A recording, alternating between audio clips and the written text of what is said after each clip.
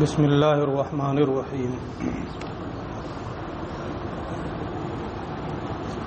وعند الفلاسفہ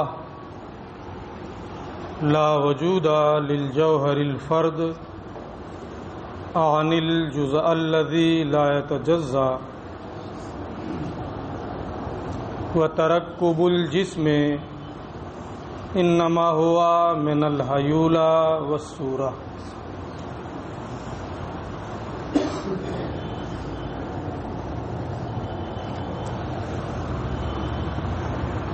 اہل سنت و جماعت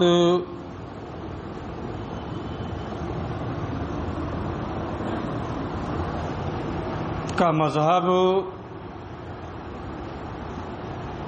یہ ہے کہ جزء لا یتجزا ثابت ہے، ایسا جز جو قابل تجزی نہ ہو، جو قابل انقسام نہ ہو، جسے جوہر فرد کہتے ہیں، یہ ثابت ہے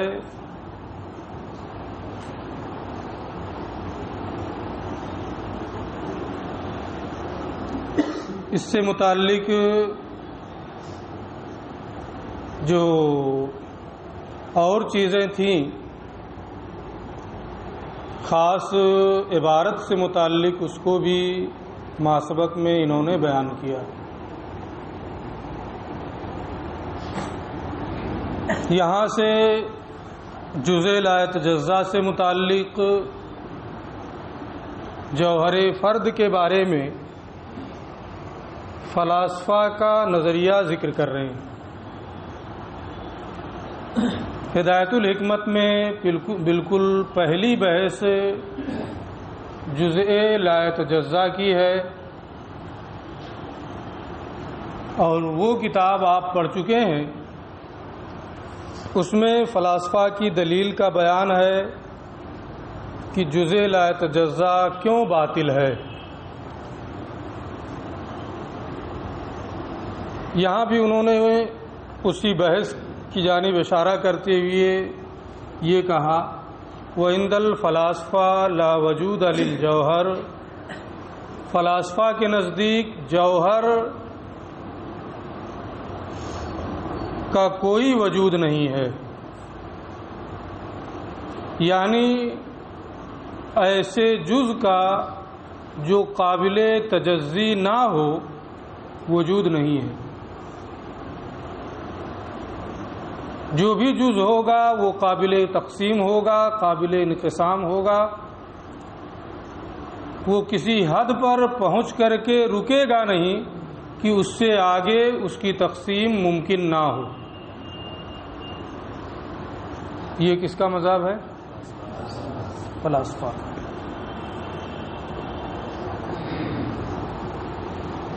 وترکب الجسم انما ہوا من الحیولہ والصورہ،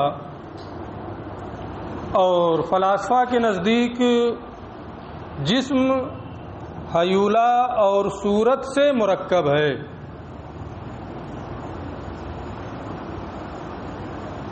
جزء لا یتجزا کے بعد اسی کتاب میں آپ نے صورت جسمیہ، صورت نوعیہ اور حیولہ کا بیان بھی پڑھا ہے۔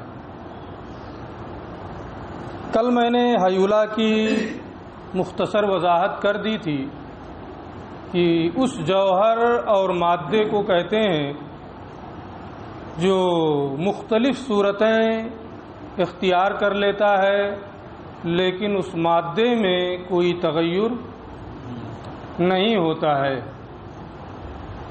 آپ کے سامنے جو چیزیں موجود ہیں ان کے ذریعے سے میں نے مثال بھی دے دی تھی۔ صورت جسمیہ اور صورت جو ہے یہ حیولہ میں حلول کیے ہوتی ہے۔ یہ صورت وہ جوہر ہے جو حیولہ میں حلول کیے ہوئے ہو، اور حال ہو حیولہ اس کے لیے محال ہوتا ہے۔ تو انہی دونوں سے حیولہ اور صورت سے جسم مرکب ہے. حیولہ اور صورت سے جسم کی ترکیب یا جزء لا یتجزا کا ابطال جو فلاسفہ کرتے ہیں، اس میں ان کی بہت ساری توہمات ہیں جن کی بنیاد پر انہوں نے ایسا کیا.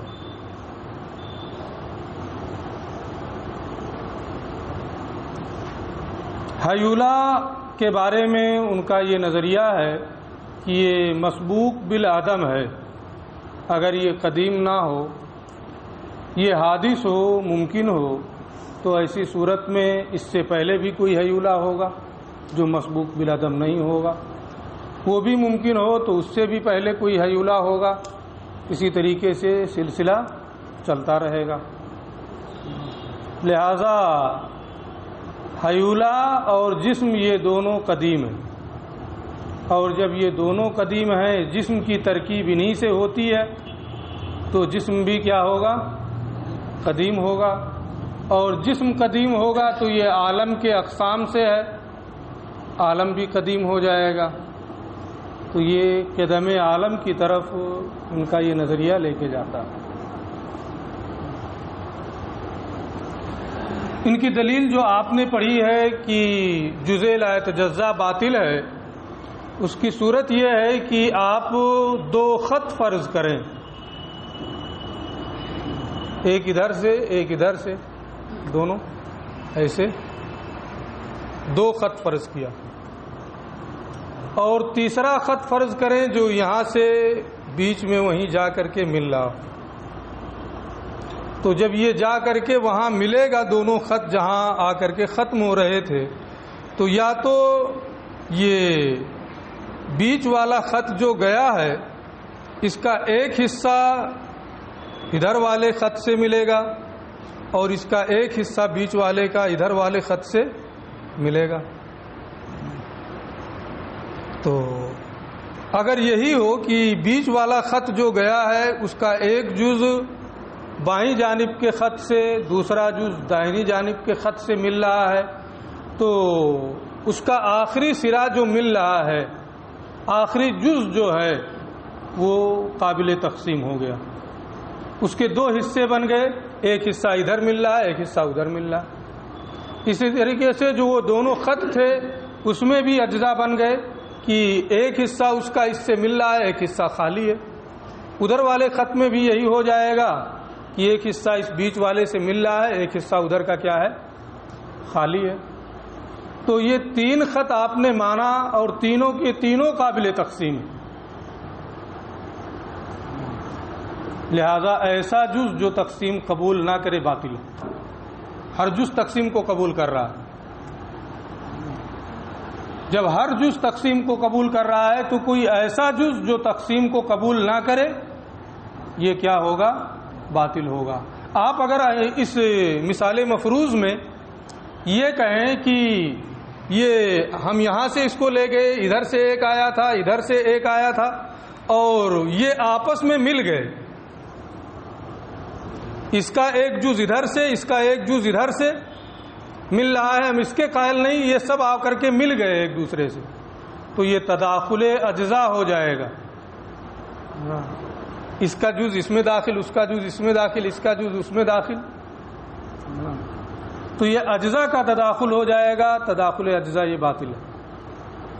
لہذا ہر جز قابل تقسیم ہے. جزء لا یتجزا باطل ہے، ایسا جز جو قابل تقسیم نہ ہو ثابت نہیں. ٹھیک ہے. ایک دلیل کہیں بھی بنائیں گے تقسیم ہوگی. میں نے ایک مثال دی ہے، اس میں دوسری دلیل بھی ہے کہ ملتقا پر فرض کریں، ہے نا. لیکن اب میں وہ ملتقا والی بھی دلیل دوں تو ہدایت الحکمت ہی نہ پڑھا دوں. ایک دلیل ذکر کر دیا کہ تقسیم ہو جا رہی ہے نا. اب ایک دلیل یہ بھی ہے کہ اس طرح سے بنائیں یہاں ملتقا پر مانیں، ہے نا. اس دلیل کو اس میں دیکھ لینا کہ کیسے اس کو بیان کیا گیا ہے، کس طریقے سے تفصیل کی گئی. فلاسفہ کے نزدیک جوہر فرد یعنی جزء لا یتجزا کا وجود نہیں ہے اور جسم کی ترکیب حیولہ اور صورت سے ہے۔ ان کی دلیل کیا ہے؟ جزء لا یتجزا کے باطل ہونے پر وہ ایک دلیل میں نے بیان کر دی۔ اب اہل سنت کا مذہب یہ ہے کہ جزء لا یتجزا ثابت ہے، ایسا جز کہ اب وہ قابل تقسیم نہ ہو، اس کے آگے اس کی تقسیم نہیں ہو سکتی ہے، یہ کیا ہے؟ ثابت ہے۔ ہماری سب سے بڑی دلیل ارشاد الہی ہے، وَمَزَّقْنَاهُمْ كُلَّ مُمَزَّق، ہم نے اسے پورے طور پر پارا پارا کر دیا، جز جز کر دیا، یعنی جتنے اجزاء اس کے ممکن تھے ان تمام اجزاء کی طرف ان کی تمزیق ہو گئی۔ اگر اس کے بعد بھی تمزیق ممکن ہو تو وَمَزَّقْنَاهُمْ كُلَّ مُمَزَّق صادق نہیں آئے گا۔ ارشاد الہی ہے، ہم نے اسے پورے طور پر پارا پارا کر دیا، جز جز کر دیا، تو مکمل طور پر تمزیق اسی وقت ممکن ہوگی کہ اب اس کے بعد اس کی تقسیم نہ ہو سکتی ہو، اور جب اس کے بعد اس کی تقسیم نہیں ہو سکتی تو وہی جز تو جزء لا یتجزا، اسی کو تو جزء لا یتجزا کہتے ہیں کہ ایسا جز کہ اب اس کے بعد وہ تقسیم کو قبول نہ کرے۔ اس لیے اگر کوئی کیسی بھی دلیل ذکر کر رہا ہے، آپ کو سمجھ میں بھی آ رہا ہے، یار دلیل تو اس کی سمجھ میں آ رہی ہے لیکن جواب نہیں سمجھ میں آ رہا ہے، تو جواب دینے کے چکر میں پڑنے کی ضرورت نہیں ہے، آپ بلا دلیل بھی مان سکتے ہیں کہ جزء لا یتجزا ثابت ہے، اس لیے کہ اللہ کا ارشاد ہے نا۔ تو جب ارشاد الہی ہے تو ہم اس کو مانیں گے کہ جزء لا یتجزا کیا ہے؟ ثابت ہے۔ عقلی دلیلیں بھی ہم دیں گے، ہے نا، لیکن ایسا ہو سکتا ہے کبھی آپ کی سمجھ میں کوئی دلیل نہ آ رہی ہو، تو اس موقع پہ آپ کو تردد میں پڑھنے، شک میں پڑھنے کی ضرورت نہیں ہے، بلکہ یہ یقین کامل ہونا چاہیے کہ جزء لا یتجزا کیا ہے؟ ثابت ہے، اس کے باطل ہونے کی کوئی صورت نہیں ہے، اگرچہ موقع پر یہ اس اعتراض کا جواب ہم کو سمجھ میں نہیں آ رہا۔ یہ بنیادی چیز تھی، اس لیے میں نے بتا دیا۔ اب عقلی دلیل، وَأَقْوَى أَدِلَّةِ إِثْبَاتِ الْجُزْءِ، اور جزء لا یتجزا کے ثابت کرنے کی سب سے قوی دلیل أَنَّهُ لَوْ وُضِعَتْ كُرَةٌ حَقِيقِيَّةٌ عَلَى سَطْحٍ حَقِيقِيٍّ، کہ اگر کرۂ حقیقی کو سطح حقیقی پر رکھا جائے،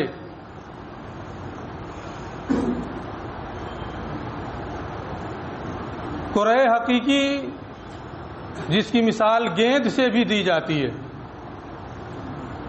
جس میں مستدیر بالکل گول جسم جس کا احاطہ کوئی سطح کر رہی ہو، جیسے وہاں گیند کی طرح سے کوئی شکل بنا دے، بالکل مستدیر ہو، بالکل گول ہو گیند کی طرح سے، تو اسی کو کرۂ حقیقی کہتے ہیں۔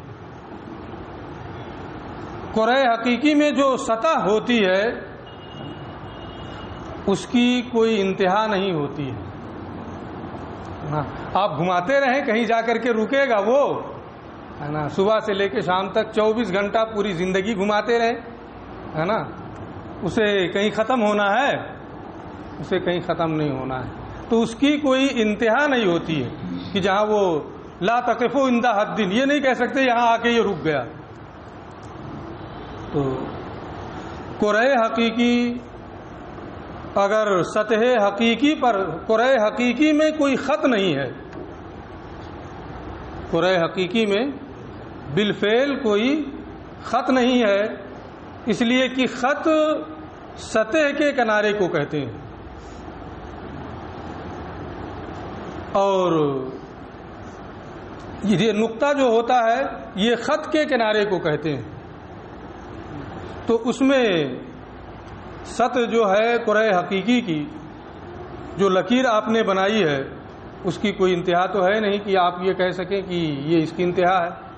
ایک خط آپ سیدھے کھینچیں تو اس کا جو آخری سرا ہے اسی کو کیا کہیں گے؟ نقطہ کہیں گے۔ لو وضعت کرۃ حقیقیۃ، اگر کرۂ حقیقی وہ جسم مستدیر، اس میں ایک نقطہ بھی مانا جاتا ہے بیچ میں، بالکل گیند کی طرح سے مکمل مستدیر خط کھینچیں اور بیچ میں ایک نقطہ رکھیں. اگر اس نقطے سے اس خط کی جانب تمام طرف جو لکیریں نکل رہی ہیں برابر ہیں تو یہ کہیں گے کہ یہ جسم مستدیر ہے. اور ایک طرف کم ہے دوسری طرف زیادہ ہے تو جتنی کمی اور زیادتی ہوگی اسی اعتبار سے اس کے مستدیر ہونے میں اشکال ہوگا. کسی جانب بھی کوئی کمی اور زیادتی نہیں ہونی چاہیے جو بیچ میں آپ نقطہ مان رہے ہیں. تو ایک چیز یہاں یہ ہے کہ قرء حقیقی کیا ہے، اور دوسری چیز یہ ہے کہ قرء حقیقی میں کوئی خط نہیں ہوتا ہے. اب اگر ایسے قرء حقیقی کو سطح حقیقی پر رکھیں، بالکل برابر اور ہموار سطح پر رکھیں اس قرء حقیقی کو، تو پھر کیا ہوگا؟ لم تماسہ الا بجزء غیر منقسم. تو اب مان لیا کہ یہ ایک قرآ ہے، قرء حقیقی ہے گیند کی طرح سے، تو قرء حقیقی کو بالکل ایک گیند آپ مانیں، ایک مسطح جگہ ہے نا، آپ اس کو لا کر کے اس پہ رکھیں نا سطح حقیقی پر. اب سطح حقیقی پر اس گیند کو جب آپ رکھیں گے تو ایک جز اس سطح سے ملے گا نا، ملے گا کہ نہیں ملے گا؟ اب اس سطح سے اس کا جز جو مل رہا ہے، جو ایک آپ نے دائرہ بنایا ہے، اس کا جو جز اس سطح سے آ کر کے مل رہا ہے وہ جزء لا یتجزا ہے یا جزء یتجزا؟ ایسا جز جو قابل تقسیم ہو یہ ہے، یا ایسا جز ہے جو قابل تقسیم نہیں ہے؟ آپ کو کچھ سمجھ میں آ رہا ہے کہ کون سا جز بنے گا؟ وہ ایسا جز ہے جو قابل تقسیم نہیں ہے. اس لیے کہ اگر اس قرآ کا جو قرآ ہے اس کو ہم نے یہاں رکھا، اس کا جو جز یہاں آ کر کے ملے گا اگر وہ قابل تقسیم ہو تو اس میں خط بن جائے گا. ایک خط بنانا اس میں پڑے گا، دو نقطے ماننے پڑیں گے کہ یہاں سے یہاں تک مل رہا، اور قرء حقیقی میں خط نہیں ہے. قرء حقیقی میں خط کا وجود نہیں ہوتا ہے. اگر وہ قرآ ایسے جز سے ملے جو قابل تقسیم ہو تو وہاں خط کا ہونا لازم آئے گا، حالانکہ قرآ میں کوئی خط نہیں ہے. لہذا وہ قرآ سطح سے آ کے ملے گا تو اس کا وہی جز ملے گا جو قابل تقسیم نہ ہو، ورنہ اس میں خط کا ہونا لازم آئے گا، اور کسی کے نزدیک قرآ میں خط نہیں. لہذا اس قرآ کے ذریعے سے یہ ثابت ہوا، ایک جز وہاں نکلا نا جو اب قابل تقسیم نہیں ہے. اگر قابل تقسیم اس کو مانیں گے تو خط کا ہونا لازم آئے گا. لہذا جزء لا یتجزا کیا ہے؟ ثابت ہے. ایسا جز جو اس سے آگے تقسیم نہ ہو سکے یہ کیا ہے؟ ثابت. ٹھیک ہے، دیکھیے.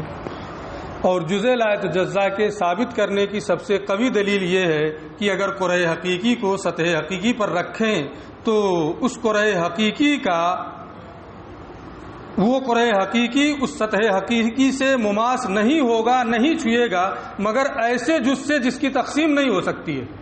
یعنی وہی جز آ کر کے سطح سے ملے گا قرآ کا جو قابل تقسیم نہیں ہے. کیونکہ اذ لو ماستہ بجزئین، کیونکہ اگر اس قرآ کا دو جز سطح سے ملے، ایک جز جو قابل تقسیم نہیں ہے وہ نہیں، بلکہ اس قرآ کے دو جز سطح سے آ کے ملیں. لو ماستہ بجزئین، اگر دو جز سے اس قرآ کے دو جز سطح سے آ کر کے ملیں گے تو ان دونوں جزوں کے درمیان خط کھینچ دیں گے. جب دو جز ہے تو خط کھینچنا ممکن ہوگا. ایک نقطہ یہاں رکھ دیا، ایک نقطہ یہاں رکھ دیا، خط کھینچ دیا، خط ہو گیا. تو جب اس قرآ کے دو جز آ کر کے سطح حقیقی سے مل رہے ہیں تو دو نقطے ہوں گے، ان دونوں نقطوں کو خط سے ملا دیا جائے گا. قرآ کے اندر خط کا ہونا لازم آئے گا، اور یہ باطل ہے. لو ماستہ بجزئین لکان فیہا خط بالفعل، تو اس قرآ میں بالفعل خط کا ہونا لازم آئے گا، اور جب اس میں بالفعل خط پا لیا گیا تو قرآ جسے ہم نے قرآ فرض کیا تھا کہ اس میں کوئی خط نہیں ہے نا، خلاف مفروض لازم آیا، خلاف مفروض ہو گیا نا۔ ہم نے اس کو کیا مانا تھا کہ یہ قرآ ہے، اور خط نکل آیا تو وہ قرآ کہاں رہ گیا؟ اس لیے جس کو ہم نے قرآ فرض کیا تھا وہ قرآ رہ ہی نہیں جائے گا، خلاف مفروض لازم آئے گا۔ اس لیے ایسے ہی جز سے وہ قرآ سطح کے آ کر کے ملے گا جو جز قابل تقسیم نہیں ہے۔ ٹھیک ہے، عقل قبول کر رہی ہے؟ لو ماست بجزئین لکان فیہا خط بالفعل، تو اس میں بالفعل خط کا ہونا لازم آئے گا۔ فلم تکن قرۃ حقیقیتاً، تو جسے ہم نے قرآ حقیقی فرض کیا تھا وہ قرآ حقیقی نہیں رہ جائے گا، اور یہ خلاف مفروض ہے۔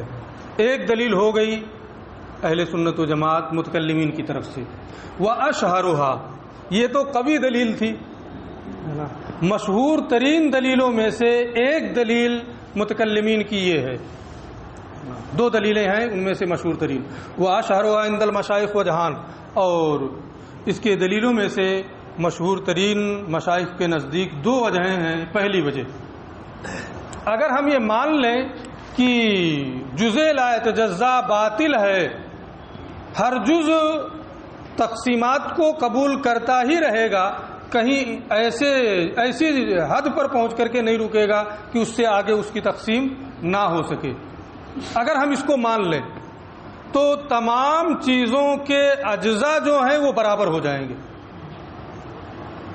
تمام چیزوں کے اجزاء، رائی کا دانہ ہے، بہت بڑا پہاڑ ہے، جتنے اجزاء ہے نا پہاڑ میں اتنے اجزاء رائی میں، کیونکہ رائی کے بھی جتنے اجزاء ہیں اس اجزاء کو تقسیم کرتے ہوئے چلے جائیں، کسی حد پر پہنچ کر وہ رکے گا نہیں کہ اس سے آگے اب تقسیم نہیں ہو سکتی ہے۔ یہی حال پہاڑ کا بھی ہوگا کہ اس کی تقسیم کرتے ہوئے آپ چلے جائیں، کسی حد پر پہنچ کر وہ رکے گا نہیں کہ اس سے آگے اب تقسیم نہ ہو سکے۔ تو جیسے پہاڑ ویسے رائی کا دانہ، رائی کا دانہ نہ پہاڑ سے چھوٹا ہے نہ پہاڑ رائی کے دانے سے بڑا ہے۔ اگر یہ مان لیں کہ جز لا یتجزا باطل ہے تو یہ لازم آئے گا کہ رائی کا دانہ اور پہاڑ دونوں برابر ہو جائیں۔ دونوں برابر ہیں، آپ مانیں گے کہ دونوں برابر ہیں۔ جب دونوں کا برابر ہونا آپ نہیں مانتے ہیں تو اس سے یہ معلوم ہوا کہ دونوں کے اجزاء جو ہیں وہ متناسب نہیں ہیں، کسی ایک میں ایسا جز ہے جو کہیں پہنچ کر کے رک جائے گا، اس سے آگے تقسیم نہیں ہو سکتی ہے، اور وہی جز لا یتجزا ہے۔ لہذا اس سے جوہر فرد کا جز لا یتجزا کا ثبوت ہوتا ہے۔ پہلی دلیل جو مشہور ہے ان میں سے یہ ہے انہ لو کان کل عین منقسما لا الی نہایہ، کہ اگر ہر عین غیر متناہی سلسلے تک تقسیمات کو قبول کرے، اگر ہر عین منقسم ہو غیر متناہی سلسلے تک، لم یکن الخردلۃ اصغر من الجبل، تو رائی کا دانہ پہاڑ سے چھوٹا نہیں ہوگا، سب برابر۔ کیوں؟ لأن کل منہما غیر متناہی الاجزاء، اس لیے کہ رائی کے دانہ کے بھی جو اجزاء ہیں وہ اجزاء بھی غیر متناہی، پہاڑ کے جو اجزاء ہیں وہ اجزاء بھی غیر متناہی۔ جب دونوں کے اجزاء غیر متناہی ہے تو آپ کیوں کر یہ کہیں گے کہ رائی کا دانہ چھوٹا ہے اور پہاڑ بڑا ہے؟ سب تو برابر ہو گئے، رائی کا دانہ بھی اور پہاڑ بھی۔ آپ یہ کہیں گے کہ نہیں ایک چھوٹا ہے ایک بڑا ہے، نہ چھوٹے اور بڑے سے کیا فرق پڑتا ہے؟ جب اجزاء سب کے برابر ہیں تو رائی کے دانے میں بھی اتنے غیر متناہی اجزاء، پہاڑ میں بھی غیر متناہی اجزاء۔ جب دونوں کے اجزاء برابر ہیں تو والعظم والصغر انما ہوا بکثرت الاجزاء وقلتها، بڑا ہونا چھوٹا ہونا یہ کیوں ہوتا ہے؟ اجزاء کی کمی اور زیادتی کی بنیاد پر۔ اور آپ کے بقول لازم کیا آیا کہ رائی کے دانہ میں بھی اتنے ہی اجزاء غیر متناہی اجزاء، پہاڑ میں بھی اتنے ہی غیر متناہی اجزاء، کسی میں اجزاء کی نہ کمی ہے اور نہ کسی میں اجزاء کی زیادتی ہے۔ اجزاء کی کمی یا زیادتی کی بنیاد پر یہ کہا جاتا ہے کہ یہ چھوٹا ہے اور یہ بڑا ہے۔ جب دونوں میں کسی میں یہ نہیں آپ کہہ سکتے کہ اس میں اجزاء کم ہیں اس میں زیادہ ہیں، اگر آپ کہیں گے تو جزء لا يتجزا لازم ثابت ہو جائے گا. آپ یہ کہیں گے نہیں ہے نا، اس لیے نہ رائی کا دانہ چھوٹا ہے نہ پہاڑ بڑا ہے، یہ بالکل بداہت کے خلاف ہو جائے گا. والعظم والصغر، اور بڑا اور چھوٹا ہونا یہ اجزاء کے قلیل اور کثیر ہونے کی بنیاد پر ہوتا ہے، اور یہ چیز متناہی میں ہوتی ہے. جو چیز متناہی میں ہو اس میں یہ ہوتا ہے کہ یہ چھوٹا ہے یہ بڑا ہے. ہم کہتے ہیں کہ رائی کا دانہ ہے نا، اس کے اجزاء بنے گے کسی ایسی حد پر پہنچ کر کے رک گئے کہ اس سے آگے ان کی تقسیم اب ممکن نہیں ہے. پہاڑ کے اجزاء ہیں، اس کی تقسیم در تقسیم ہوتی رہی، اس سے بھی زیادہ اجزاء بن گئے، لیکن وہ بھی کسی ایسی حد پر پہنچ کر کے رک گئے کہ اس سے آگے ان کی تقسیم نہیں ہو سکتی ہے. تو اس کے اجزاء کم تھے یہ چھوٹا ہو گیا، اس کے اجزاء زیادہ ہیں اس لیے وہ بڑا ہے. لیکن دونوں کسی ایسی حد پر پہنچ کے رک رہے ہیں کہ جس سے آگے ان کی تقسیم نہیں ہو سکتی ہے. ہم تو چھوٹا اور بڑا کہہ سکتے ہیں، لیکن آپ چھوٹا اور بڑا نہیں کہہ سکتے ہیں. آپ کے نزدیک جزء لا يتجزا کے باطل ہونے کی بنیاد پر رائی کا دانہ اور پہاڑ دونوں کا برابر ہونا لازم ہے. اس لیے ہم یہ کہتے ہیں کہ جزء لا يتجزا ثابت ہے.